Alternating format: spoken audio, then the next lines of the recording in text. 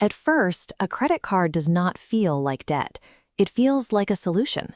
When basic living expenses exceed what your paycheck can handle, the card acts as a temporary financial bridge to get you through an emergency. You swipe the card, the machine approves, and you walk away with groceries, the medicine, or the car repair. You feel relief, but it is a cheap emotion with a due date. Eventually, the statement arrives, and the balance is just sitting there, waiting for you. This diagram shows compound interest. In the center is your principal balance. The expanding ring is the interest, a penalty for needing time to pay. You throw money at the balance, but the interest ring absorbs your payment, and the principal barely moves. The math reveals a cruel irony. You borrowed money because you were short on cash. Now the system sees you limping and decides that being short costs extra, transforming a moment of temporary relief into a heavy compounding burden. To keep you anchored to this burden, the bank offers the minimum payment. The amount is specifically calibrated to look reasonable. $86 seems doable. It seems responsible. But clicking that payment button is a financial ritual designed to maximize the amount of time you stay in debt. The bank loves the minimum payment because it keeps you exactly where they want you. Their ideal customer is someone who stays current enough to avoid defaulting, but far enough behind to generate continuous interest profit. Your paycheck is a brief layover. Here is a standard income deposit. Instantly, slices are cut away for rent and utilities. The rest is swallowed by credit card minimums. You are left holding a hollow outline of your own income. At this stage, you are no longer truly being paid for your labor. You are simply a corridor, a brief pathway funneling money from your employer directly to your creditors. Credit card debt turns the past into a landlord.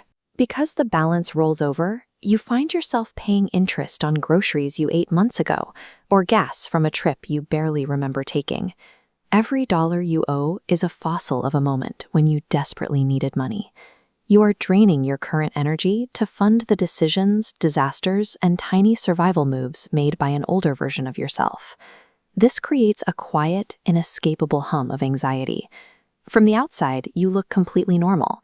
Inside, you track billing cycles, you track due dates, and nearly maxed out limits during supposedly peaceful moments. Eventually, the debt escapes your bank statement and moves into your identity.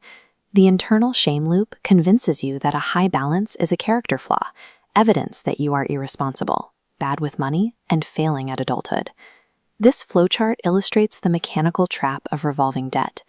Paying your credit card bill drains your checking account, eliminating your cash margin. That lack of margin forces you to rely on the exact same card when a new emergency occurs. Caught in this loop, your available credit mutates into a highly stressful daily weather report. It dictates whether you can cover basic groceries before the next payday. Every transaction carries the acute fear of public exposure. You stand at checkout, holding basic items, terrified the terminal will decline the card and announce your instability to everyone.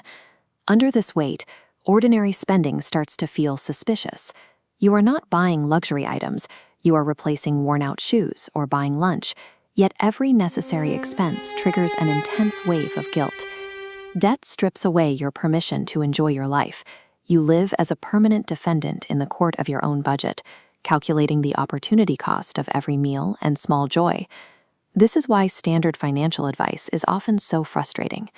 Experts tell you to budget or build an emergency fund.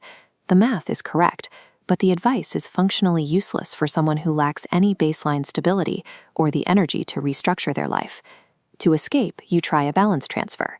You move debt from a maxed-out card to a new 0% card. But that newly emptied space creates false progress. The temptation to reuse the old card often doubles your total debt. Financial tools are not miracles. Unless you address the underlying lack of cash flow that caused you to borrow, balance transfers do not help you escape the pit. They merely install a second, more complicated pit to fall into. If you fall behind, the tone of the financial system changes. Polite banking emails escalate into aggressive hostility, burying you under late fees, penalty rates, and relentless collections.